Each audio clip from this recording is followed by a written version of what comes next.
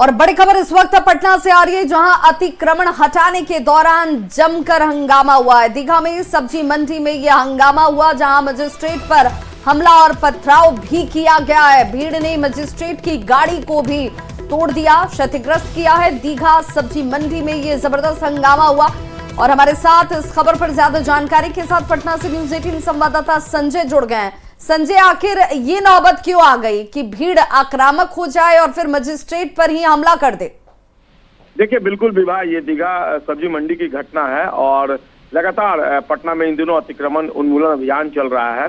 सब्जी मंडी में वाकई में जिस तरीके से अतिक्रमण होता है, उस रास्ते से गुजरने वाले लोग हर दिन इस समस्या को झेलते हैं। और आज प्रशासन की टीम पहुंची थी, नगर निगम की टीम थी, मजिस्ट्रेट भी थे और अचानक से जो अनसोशल एलिमेंट्स हैं उन्होंने हमला बोल दिया और मजिस्ट्रेट के साथ मारपिटाई की घटना हुई है। जो जानकारी मिल पा रही है, वो घायल भी हो गए हैं, उनकी गाड़ी में भी तोड़फोड़ की गई है।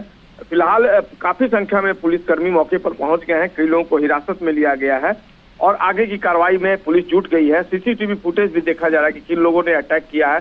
पथराव की घटना भी सामने आई है। तमाम जो सामने आए हैं मामले, उसको लेकर पुलिस फिलहाल एक्शन मोड में है और देखना किस तरीके से कार्रवाई होती है। फिलहाल जो वहां न्यूसेंस क्रिएट हुआ था, उस पर पुलिस ने नियंत्रण पा लिया है। विवाह, तो क्या संजय ये मानकर चला जाए कि इस घटना के बाद भी जो अतिक्रमण हटाने का काम किया जा रहा था वो बदस्तूर चल रहा है?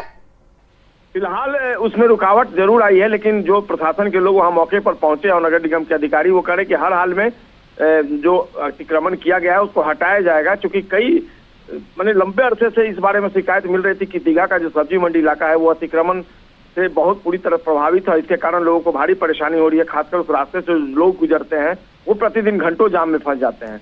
इसलिए प्रशासन की टीम पहुंची थी और लगातार कार्रवाई होगी, ऐसा भरोसा दिला रहे प्रशासन। चलिए, बहुत बहुत शुक्रिया संजय इस तमाम जानकारी के लिए। मौनी अमावस्या के पावन मौके पर संगम नगरी में श्रद्धालुओं का सैलाब उमड़ा हुआ है। एक ओर जहां साधु संत और अखाड़े अमृत स्नान कर रहे हैं, तो दूसरी ओर तमाम श्रद्धालु संगम नगरी में डुबकी लगा पुण्य कमा रहे हैं।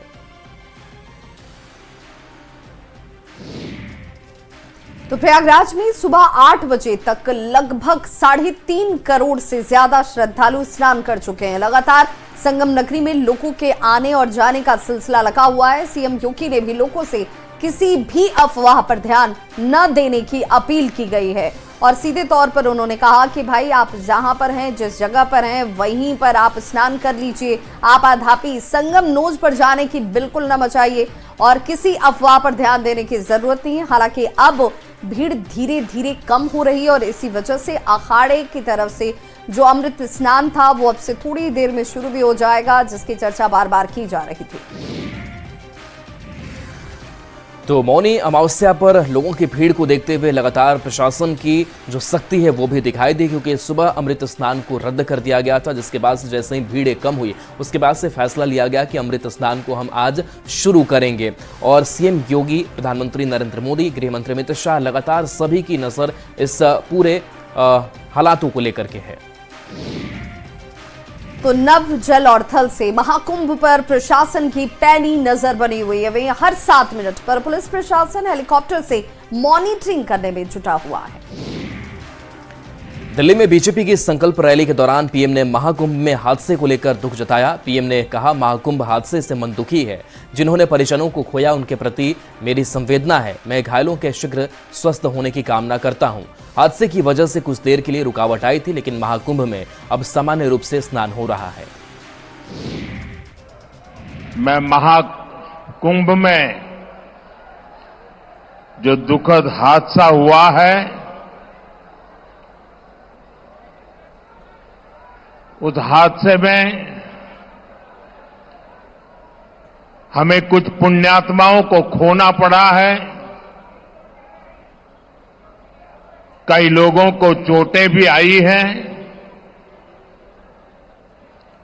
मैं प्रभावित परिवारों के प्रति संवेदना व्यक्त करता हूं और घायलों के जल्द स्वस्थ होने की कामना करता हूं। वहीं महाकुंभ में हुए हादसे पर राष्ट्रपति द्रौपदी मुर्मू की तरफ से सोशल साइट एक्स पर पोस्ट किया गया। प्रयागराज महाकुंभ में भगदड़ की घटना अत्यंत दुखद है।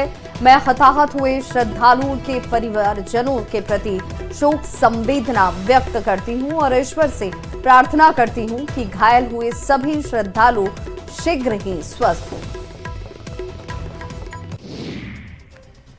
सड़क मार्ग से भी बड़ी संख्या में लोग महाकुंभ में स्नान करने के लिए प्रयागराज जा रहे हैं। मौनी अमावस्या के दिन पहुंचने की जल्दी में बड़ी संख्या में लोग अपनी गाड़ी या बस से प्रयागराज जा रहे हैं, जिसके कारण NH2 पर कई जगहों पर जाम लग गया है। तो रोहतास जिले में डेरी और सासाराम में NH पर भीषण जाम लग गया। बड़ी संख्या में लोग झारखंड और पश्चिम बंगाल से प्रयागराज के लिए निकले हैं। सड़क पर अचानक से गाड़ियों की संख्या बढ़ जाने की वजह से जाम छुड़ाने में प्रशासन के भी पसीने छूट गए। कहाँ जाना है? महाकुंभ प्रयागराज। क्या क्या परेशानी हुआ रास्ता में? रास्ता में बहुत तरह का परेशानी हुआ। अभी रोड बन रहा है, हर जगह जाम हो रहा है, कहीं 4 घंटा रुकना पड़ रहा है। अभी तक देखिए खाना नहीं खा पाए हैं। अभी यहाँ भी जाम हो गया था स्कूल के पास। इसी तरह परेशानी है। कल सुबह में रवाना हुआ है, लेकिन अभी तक नहीं पहुंचा। ट्रैफिक जाम में फंसा हुआ है। कहाँ से आ रहे हैं? वेस्ट बंगाल तारकेश्वर कुंभ मेले जा रहे हैं। कुंभ मेला जा रहा है। कितने घंटे तक जाम में फंसे आप लोग? उधर में 5 घंटा, इधर में 3 घंटा, 8 घंटा फंसा हुआ है।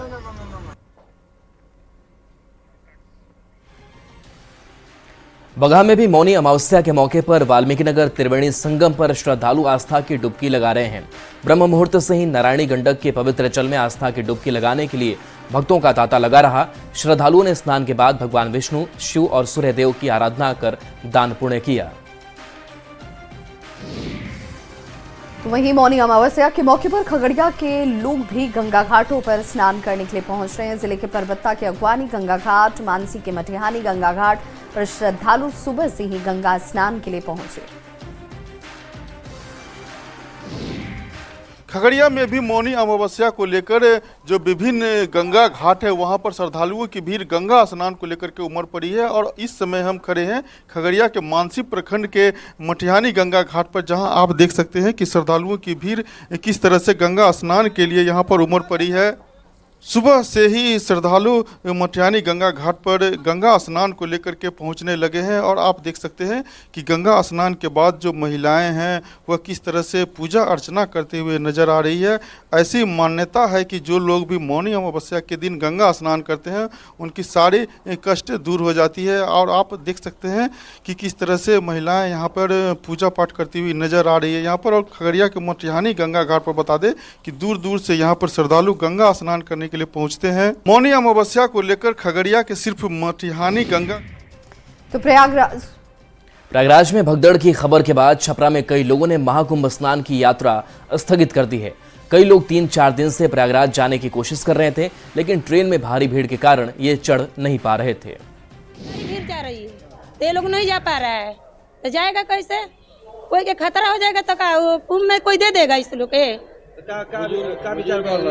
नहीं, अब घर जाएंगे ये लोग जी। तो क्या तरह चढ़ी सब खुलबे न करे, खाली चल जाए जो सब बंदे होके वैसे ना खुले ना। और लोग चढ़ गए बा, और लोग बाकी बा रास्ते में बा, और लोग ट्रेने में धुरंधर अथी रुकल बा।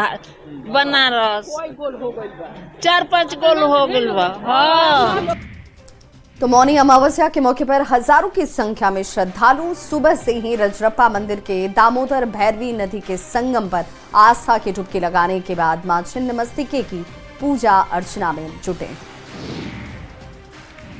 माघ मास की इस मौनी अमावस्या को लेकर रजरप्पा मंदिर में शेष श्रृंगार पूजा हवन महाआरती का आयोजन किया गया है।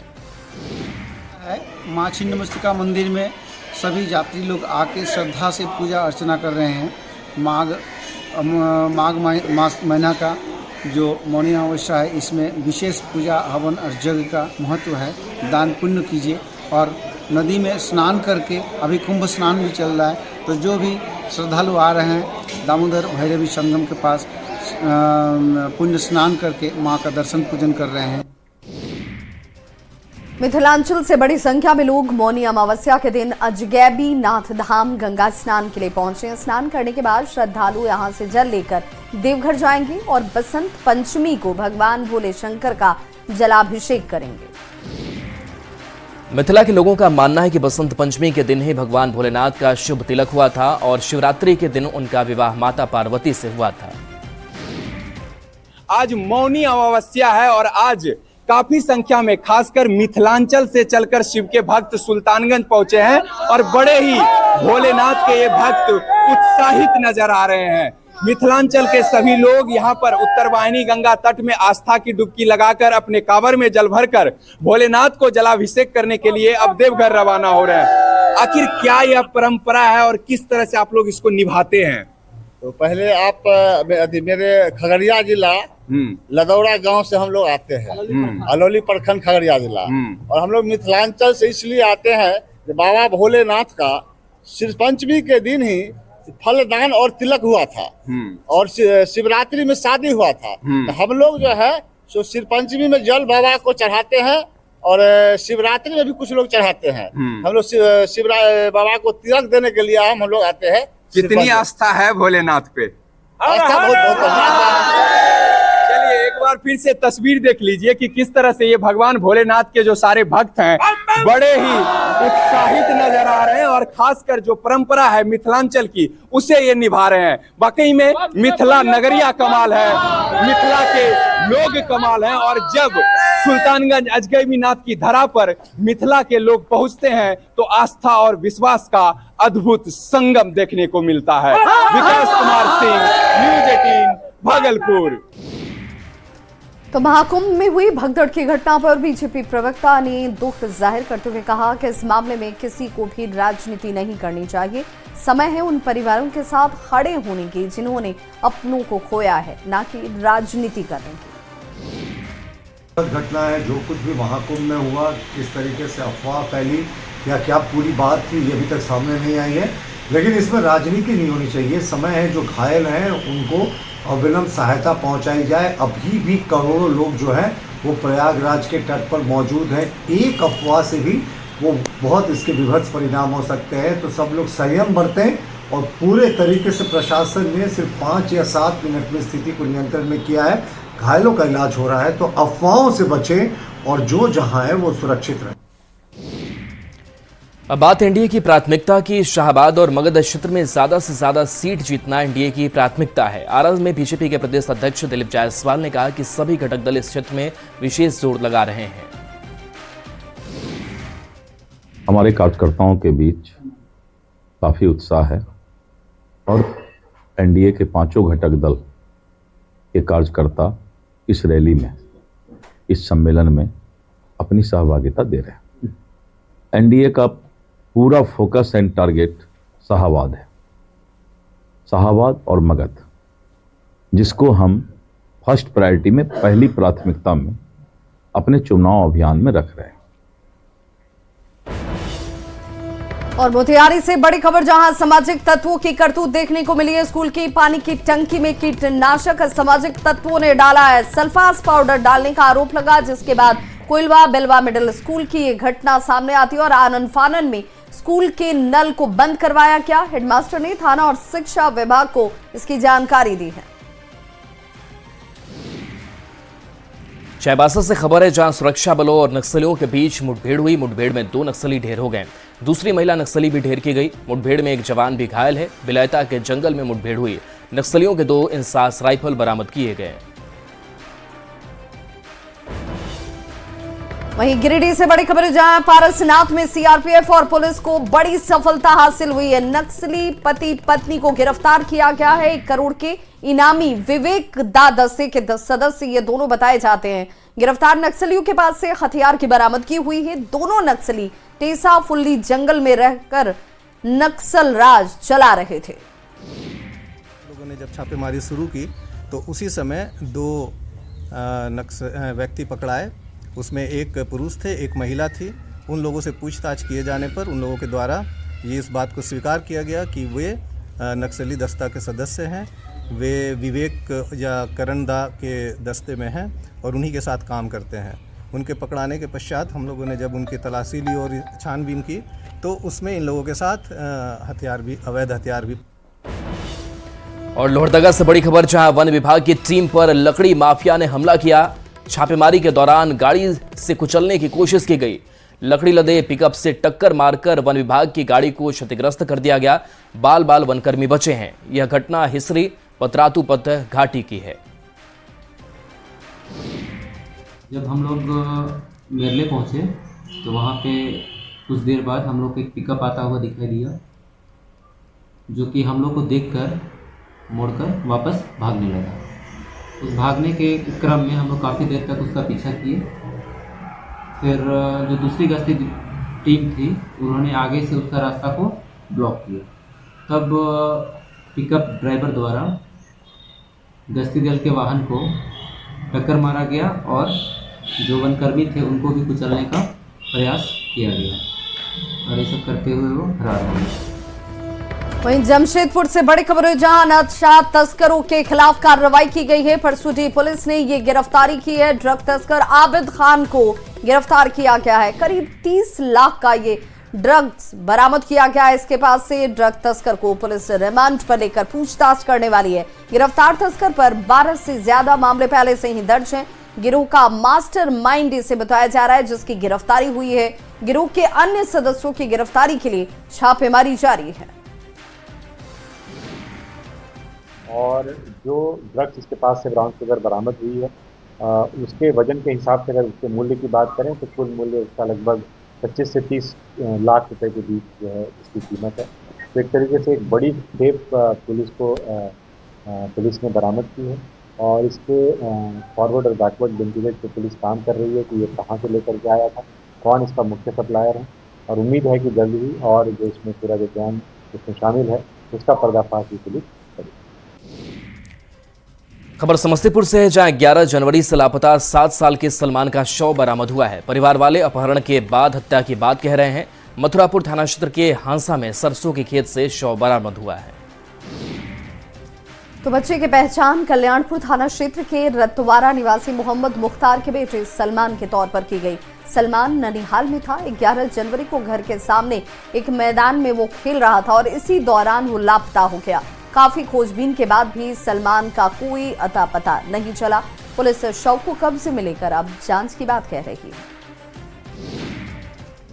11 तारीख के जो है ना लड़का 2:30 बजे के बाद जो है ना मिलवे नहीं किया, गायब हो गया। वहाँ हम लोग जैसे खोजने के लिए प्लान में जैसे पूरा आदम अलाउंस टेम्पू पर 2 टेम्पू पर अलाउंस करके पूरा जैसे गांव में जैसे थक गए। तो वही कोई जो है ना सब बदबू जैसे पता चला तो आदमी जो हल्ला किया था। हमको वहीं पर तो आदमी फ़ोन किया कि देख के आके देखी तब हुआ यहाँ की तोरा बच्चा होगी। जब हम आए हैं तो देखे कि चप्पल था वहाँ पर। उसको 2 दिन पहले हम चप्पल खरीद भी किए थे पबजी वाला। कहाँ पे लाश मिली है? तो राई के खेत में था, सरसों के खेत में।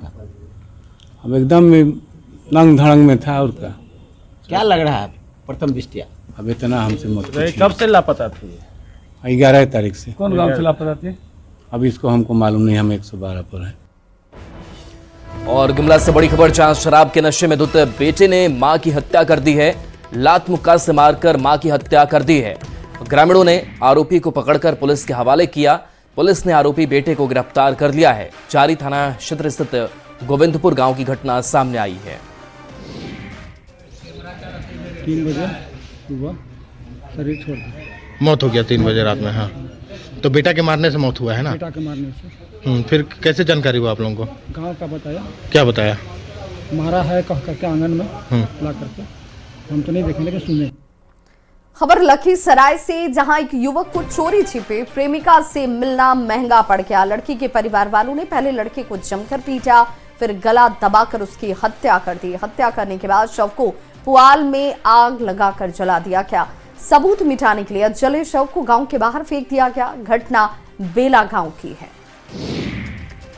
बताया जा रहा है कि बेला गांव के अरविंद कुमार चौरसिया के बेटे संदीप कुमार का गांव की ही एक लड़की से प्रेम प्रसंग चल रहा था। 25 जनवरी की रात लड़की ने फोन कर लड़का को घर पर मिलने के लिए बुलाया था, जहां लड़की के घर वालों ने दोनों को देखा। उसके बाद लड़के की बेरहमी से हत्या कर दी गई। पुलिस ने आरोपी लड़की के पिता को गिरफ्तार कर लिया है। तो पूछताछ के क्रम में उन्होंने बताया कि 25 की रात में जब लड़की घर रूम में देखने गए तो वहाँ लड़की नहीं थी, तो लड़की खोजने लगे। तो छत पर जब हमने देखा तो सीढ़ी पर लड़का लड़की बैठा हुआ था। मुझे काफ़ी गुस्सा आ गया। फिर लड़का को जब मैंने खींचा तो सीढ़ी से नीचे गिर गया। उसके बाद फिर जाकर उसको उठा के फिर 2-3 फट मारा। उसके बाद फिर वो ले जाकर गला दबाकर पुआल से जला दिया। तो इस बुलेटिन में बस इतना ही। न्यूज़ 18 बिहार झारखंड पर खबरों का सिलसिला लगातार जारी है।